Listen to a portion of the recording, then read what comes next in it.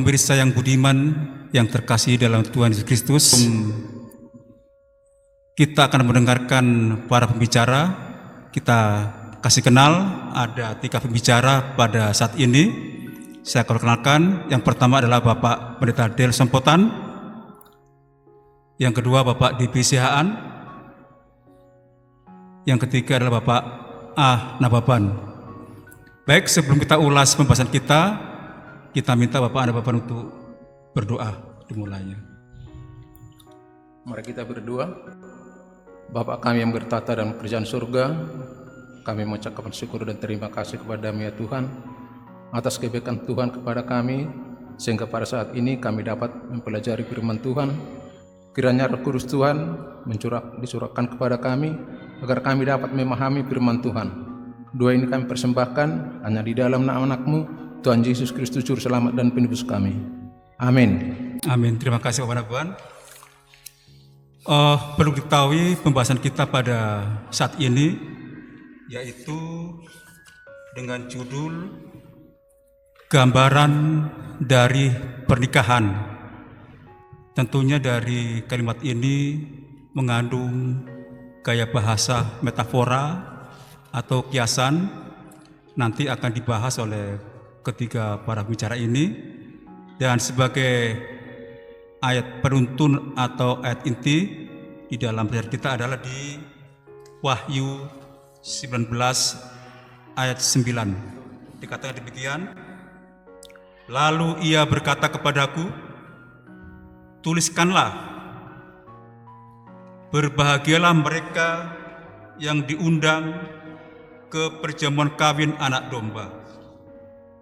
Katanya lagi kepadaku, perkataan ini adalah benar, perkataan-perkataan dari Allah. Jadi Tuhan mengundang kepada setiap orang untuk masuk dalam perjamuan kawin. Nanti kita akan ulas dari bapak-bapak pembicara ini. Dari judul ini kita ada subtema yang akan dibahas. Yang pertama adalah Bapak Pendeta Del Sompotan akan membahas mengenai Adam dan Hawa. Yang kedua adalah Bapak Dipi Sihaan akan membahas mengenai Ishak dan Ribka. Yang ketiga adalah Bapak A. Nababan mengenai pelacur dan mempelai wanita. Baiklah, saya berikan kepada Bapak Pendeta Del Sompotan untuk mengulas mengenai Adam dan Hawa. Waktu diberikan. Terima kasih Pak Ulet. Pelajaran sekolah sahabat kita pada pekan ini berbicara tentang gambaran dari pernikahan.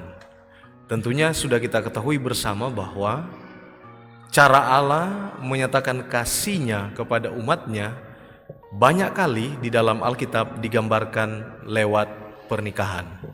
Itulah sebabnya tidak heran ketika Tuhan Allah menciptakan dunia ini, ada 2 lembaga besar yang Tuhan buat, yaitu yang pertama rumah tangga atau keluarga, yang kedua adalah tentang hari Sabat. Yang pertama ini adalah keluarga atau pernikahan atau rumah tangga, melibatkan 2 manusia di sana, yaitu nenek moyang kita yang pertama, Adam dan Hawa. Mereka adalah gambaran kesempurnaan dari ciptaan Tuhan yang masuk di dalam pernikahan. Pelajaran sekolah sahabat ini berkata seperti ini. Gambaran modern tentang cinta dan pernikahan telah mengubah kemampuan kita untuk menghargai apa yang Tuhan coba ajarkan kepada kita melalui perjanjian pernikahan. Namun, keberdosaan kitalah manusia yang kemudian merusak pernikahan itu. Pernikahan masih bisa menjadi cara yang berkuasa untuk mengungkapkan kebenaran. Kebenaran tentang apa? Kebenaran tentang nubuatan. Seperti yang saya sampaikan di awal tadi, bahwa Alkitab penuh dengan kisah cinta yang kuat yang mengungkapkan aspek keselamatan dan kasih Tuhan kepada umat-Nya. Lebih dari sekedar itu, pernikahan ini sebenarnya bertujuan untuk mendatangkan kebahagiaan di dalam kehidupan kita. pernikahan Adam dan Hawa menjadi satu fondasi besar untuk manusia menikmati kebahagiaan dari pernikahan itu sendiri. Pernikahan juga menjadi sekolah di mana kita dapat mendalami tentang diri kita dan hubungan kita dengan Tuhan. Lewat pernikahan itulah hal-hal itu kita dapat selami. Bagaimana hubungan diri kita dengan pernikahan kita, dengan pasangan kita, dan bagaimana hubungan keluarga kita dengan Tuhan. Di dalam pelajaran kita sepanjang pekan ini berbicara dan menyelidiki cara-cara yang berbeda dari firman Allah yang berbicara tentang pernikahan. Gambaran yang pertama, Adam dan Hawa, manusia yang pertama yang diciptakan oleh Tuhan. Tentang ada baik dan juga ada buruknya.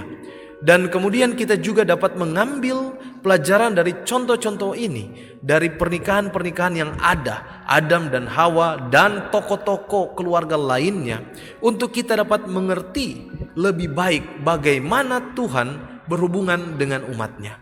Jadi lambang hubungan Tuhan dengan umatnya tercermin dari hubungan di dalam pernikahan itu sendiri antara pria dan wanita. Walaupun dalam pelajaran ini ada beberapa yang gagal dalam membina hubungan rumah tangga, mengalami yang namanya kegagalan. Namun kita dapat mempelajari bahwa beberapa kebenaran tentang kasihnya untuk kita dapat dibantu memahami lebih dalam tentang peristiwa-peristiwa yang ada di akhir zaman ini.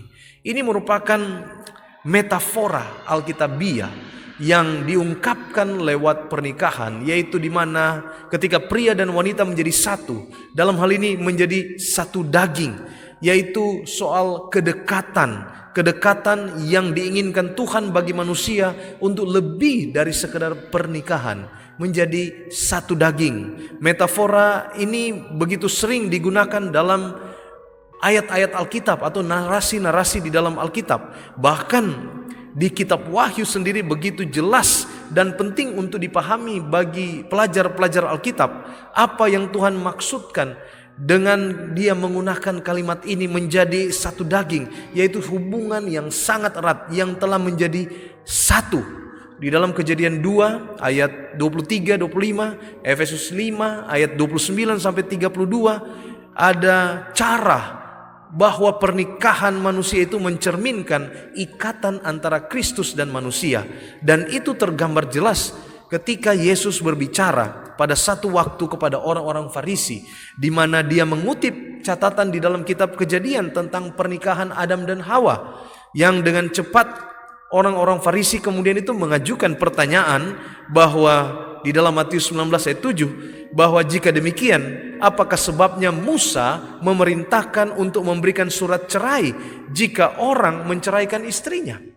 Mereka langsung benturkan dengan sebuah pertanyaan tentang perceraian yang disampaikan oleh Musa, bahwa apakah Musa memerintahkan untuk memberikan surat cerai jika orang menceraikan istrinya.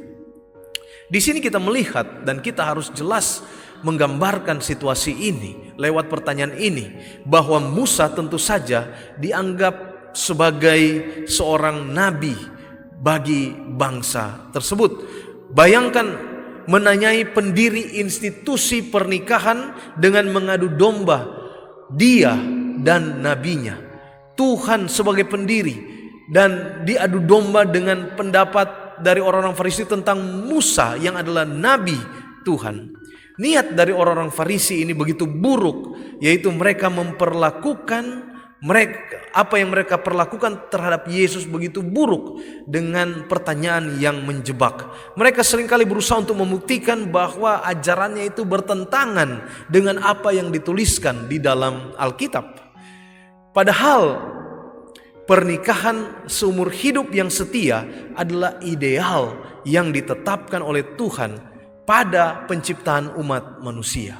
Pernikahan seumur hidup itu ideal, dan itu yang ditetapkan Tuhan ketika penciptaan dunia ini. Itu ya Adam dan Hawa di awal penciptaan itu. Namun memang sayangnya manusia jatuh dan merusak karunia mendasar ini dari Tuhan.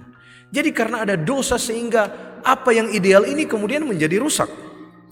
Mungkin mengingat betapa pentingnya kitab suci tugaskan mengenai pernikahan ini, bukanlah satu kebetulan bahwa institusi tersebut yang diserang dengan tanpa henti bahkan hingga pada saat ini, bersamaan dengan hari Sabat yang juga adalah salah satu dari dua karunia yang dikaruniakan oleh Allah kepada Adam dan Hawa ketika diciptakan di Taman Eden. Keduanya sebenarnya, kedua institusi ini sebenarnya dimaksudkan untuk menunjukkan bahwa Tuhan sangat rindu untuk menjalin hubungan yang sangat akrab dan sangat dekat dengan ciptaannya.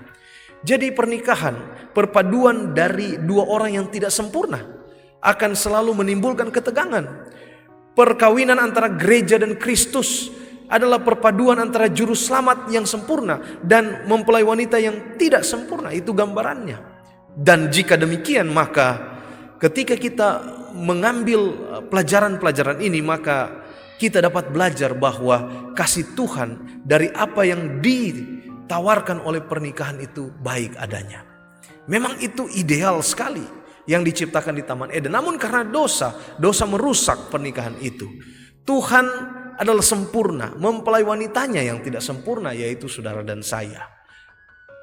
Pernikahan ideal diciptakan Taman Eden sempurna, Adam dan Hawa. Tapi karena jatuh ke dalam dosa, pernikahan itu kemudian menjadi tidak sempurna. Ada 3 prinsip di dalam pernikahan, yaitu yang pertama, ampunilah pasangan Anda betapapun tidak layak. Sama seperti Kristus mengampuni kita betapapun kita tidak layak. Itu yang pertama. Yang kedua, terimalah pasangan Anda dengan segala kekurangannya. Sama seperti Kristus menerima kita dengan segala kekurangan kita. Dan yang ketiga, sama seperti Kristus mendahulukan kita daripada dirinya, maka tempatkan pasangan Anda mendahului diri Anda sendiri. Inilah 3 prinsip pernikahan yang harus kita pegang, yang merupakan contoh yang Kristus inginkan dalam kehidupan kita. Saya kira ini pelajaran yang pertama tentang topik Adam dan Hawa dari pernikahan di Taman Eden yang pertama kali. Terima kasih Bapak Pendeta sudah menjelaskan bagaimana pernikahan yang pertama Adam dan Hawa yang sangat sakral tadinya oleh karena dosa sehingga mereka rusak hubungan kepada Tuhan. Tetapi Tuhan sangat setia kepada kita sampai Yesus mati di kayu salib. Terima kasih Pendeta. Baik, selanjutnya kita akan mendengarkan pembahasan dari Bapak Debi Sihaan, yaitu Ishak dan Ribka. Baik, boleh dijelaskan Pak Debi Sihaan? Baik, terima kasih waktu untuk saya. Bapak Ibu dan saudara sekalian, pelajaran malam ini sangat penting tentang arti pernikahan. Pernikahan bukan merupakan hanya bahagian seorang pria dan wanita untuk dipersatukan. Tetapi pelajaran malam ini ada hal-hal yang penting dari pernikahan. Karena pernikahan merupakan lambang bagi kita. Tadi sudah disampaikan oleh Pendeta Delson Potan di awal bahwa pernikahan itu adalah kudus. Tetapi Tuhan melihat bagaimana manusia sudah jauh daripada Tuhan sehingga pernikahan itu harus dibaharui kembali. Pernikahan itu harus menjadikan hal yang kudus di hadapan Tuhan. Maka dari itu sebagaimana janji Tuhan kepada Abraham tentang Abraham akan mendapatkan keturunan yang begitu besar. Sehingga pada waktu Abraham sudah tua, tetapi dia tidak meragukan janji Tuhan kepada dia, sehingga anaknya Ishak dia serahkan kepada pelayannya untuk mencari pasangannya, untuk menikahkan anaknya dengan wanita yang benar-benar datangnya dari Tuhan. Maka dari itu Abraham tidak memilih wanita yang ada di Kanaan, karena Abraham tinggal di Kanaan waktu itu. Tetapi dia menyuruh kepada hambanya, kepada pelayan untuk pergi di mana Abraham pernah tinggal di kampung halamannya. Saudara perhatikan pelajaran di sini bahwa Abraham ingin anaknya mendapatkan pasangan yang benar-benar dari Tuhan, bukan dari kekafiran. Maka pelayannya pergi ke kampung halaman Abraham pada waktu itu. Saudara-saudara, mengapa begitu penting bagi Abraham agar putranya tidak menikah di antara perempuan Kanaan? Karena Abraham tahu tentang janji Tuhan melalui pernikahan. Kita sebagai umat Tuhan adalah dilambangkan sebagai pengantin wanita. Gereja merupakan lambang dari pengantin wanita. Umat-umat Tuhan adalah lambang sebagai pengantin wanita. Maka dari itu, dalam pelajaran ini dikatakan bahwa kisah pernikahan Ishak dan Ribkah ini dicatat dalam Kejadian pasal 24, dan Kejadian pasal 24 adalah pasal yang terpanjang dalam kitab Kejadian dengan banyak kehadiran Tuhan dicatat di sana.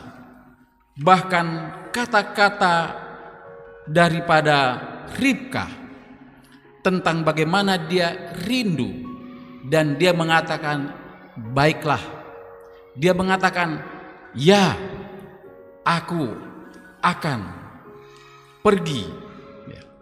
Pada waktu hamba Abraham ini datang ke kampungnya dan dia bertemu dengan seorang wanita bernama Ribkah. Lalu hambanya katakan, apakah engkau mau pergi dengan kami untuk menjumpai tuanku?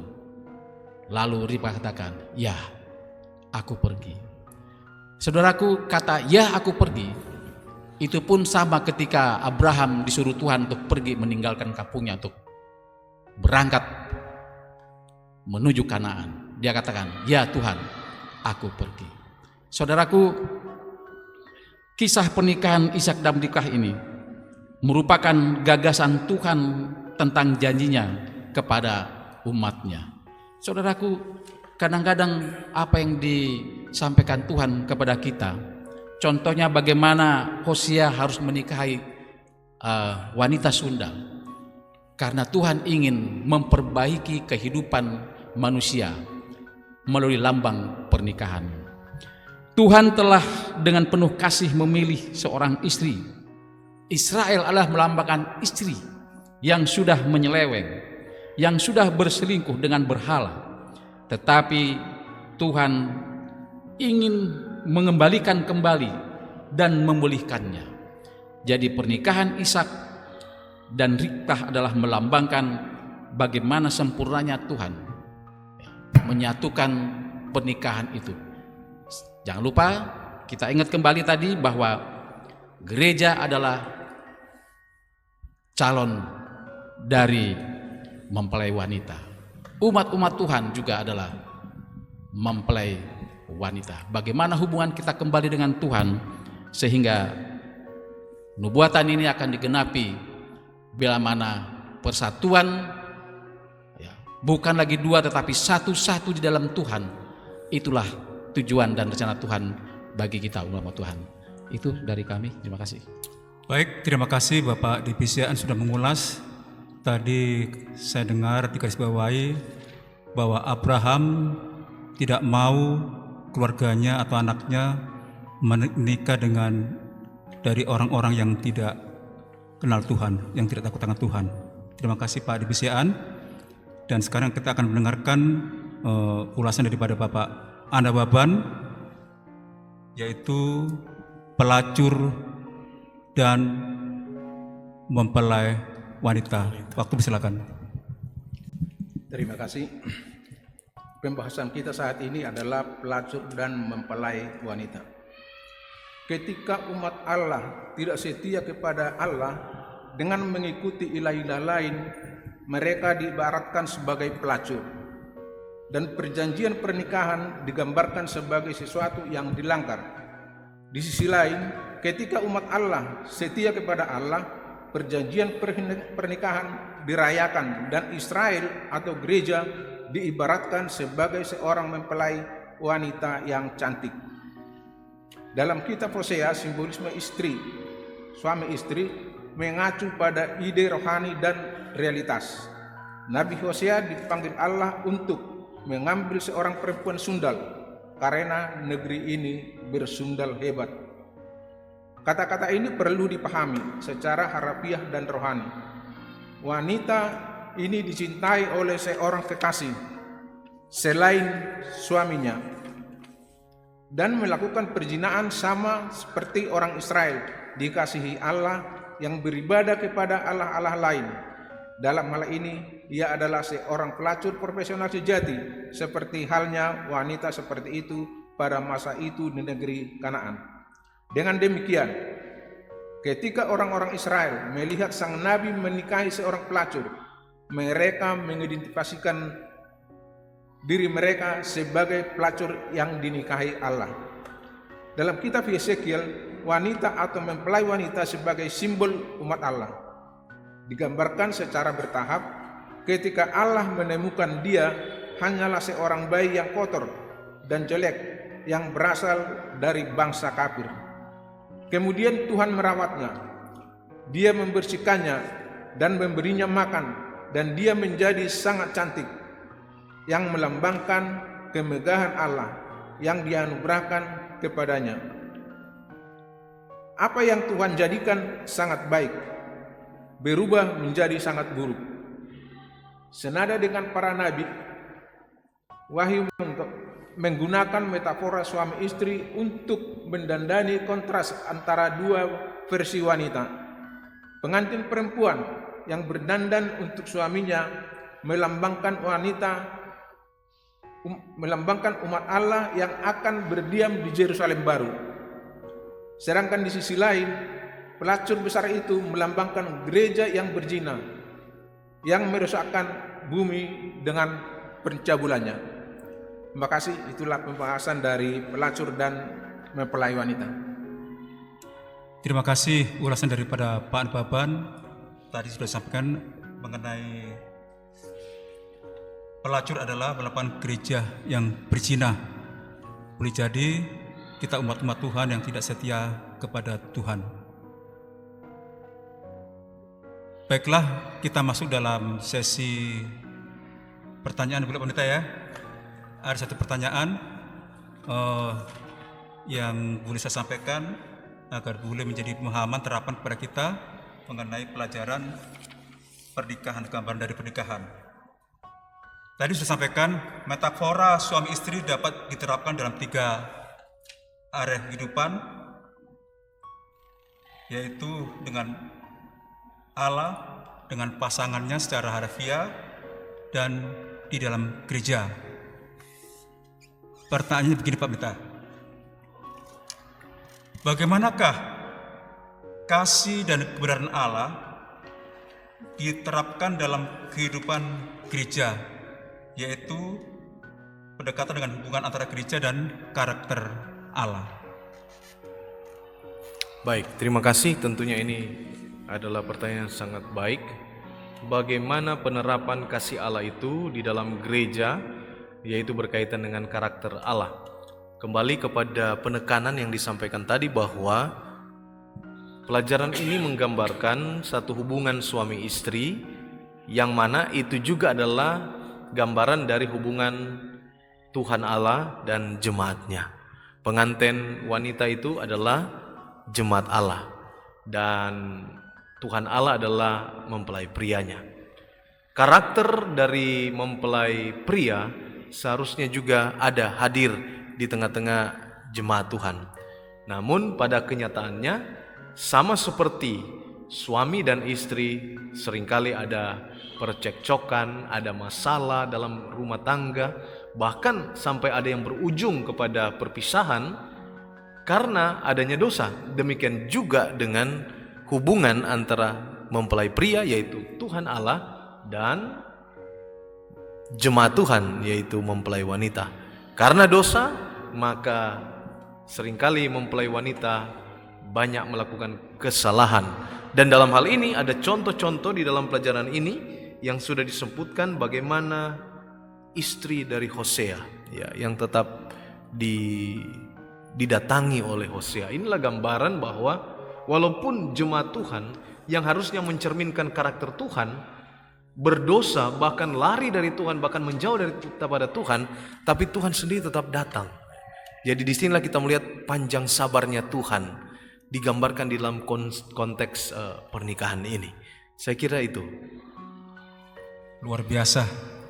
Jadi begitu kasihnya Tuhan kepada kita, oleh karena dosa, sering umat-umatnya tidak setia kepada Tuhan. Tetapi Tuhan tetap setia kepada umat-umatnya untuk boleh diselamatkan.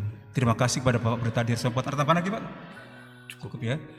Oleh Pendeta Dirsampotan, oleh Bapak Dibis Siaan, oleh Bapak Anababan, semoga para pemirsa boleh diberkati, boleh memahami tentang pernikahan yang sesungguhnya. Kita umat-umatnya sebagai pengantin wanita, Pak ya. Tuhan adalah sebagai pria, agar kita kelak boleh dibawa kepada kerajaan surga. Baiklah, sebelum kita tutup, Bapak Dirsampotan boleh pimpin doa. Baik, mari kita berdoa.